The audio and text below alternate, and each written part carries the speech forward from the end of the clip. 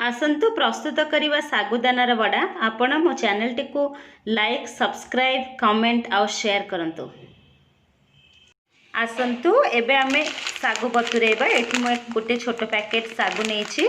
आपण एथिरे आवश्यक अनुसार पानी दे सागुटी को बतुरे दियंतु। मु 3 घंटा पर्यंत बतुरेबी। देखंतु आपण माने मु ए सागु को 2.5 घंटा पूर्व बतुरे थिले। आपण चाहले को ओवरनाइट सोक कर परिबे।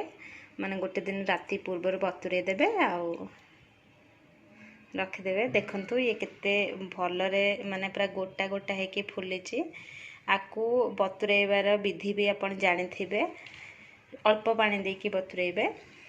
तापरे बे देखंतु एठी सिझा आलू अछि। इतरे सागुरे आलू को आमे पकोछु।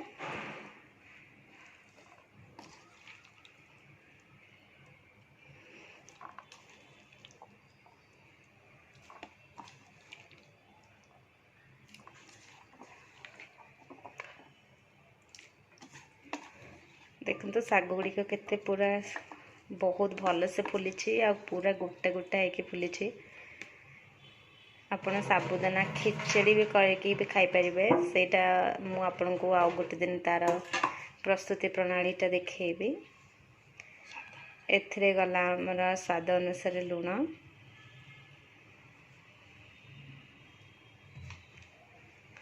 किछि कंचा लंका काटिके पकईछु हमें।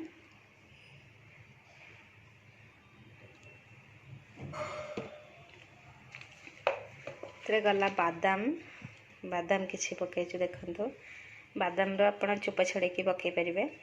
चोपा छड़ेकी पकेले बेसी भल।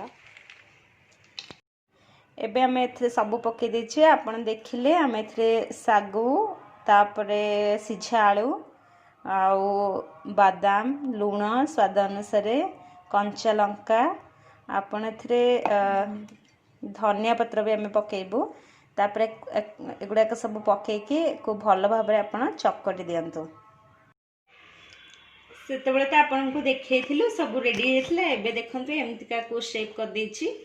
तेल एठ रखि देछि गरम होबा पई। आपण चाहिले अधिक भी तेल दे परिबे, किंतु एति तेल यथेष्ट हे जिवो। एमति गोल गोल शेप करके ताको एमति पकई दियंतु।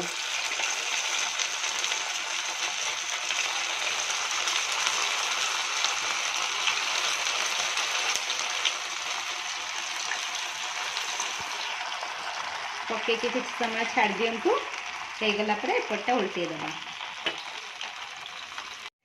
देखंतु हमर एथरक साबुदानार वड़ा प्रस्तुत हो गला। देखंतु ये केमतिका केते सुंदर हेछि। एठी आपण को बहुत अधिक छाणीबेनी। बहुत अधिक छाणीले साग गुड़ाक कुड़मुड़ हो जिवो, तो भल लागिवनी खाइबा को।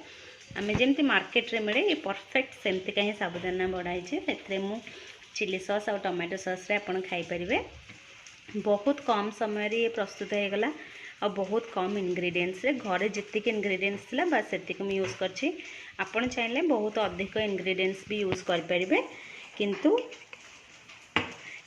सेतिकी एतिकी इंग्रेडिएंट्स रे बहुत टेस्टी हेछि। आउ आपण जेमितले रेसिपी को ट्राई करंतु।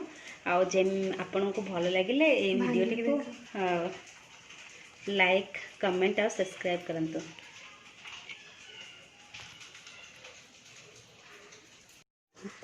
एई वड़ाटी को आपन को भांगी के देखौछि। देखंतु केते भल हेछि। ऊपर पूरा क्रिस्पी, भीतर पूरा सॉफ्ट अछि।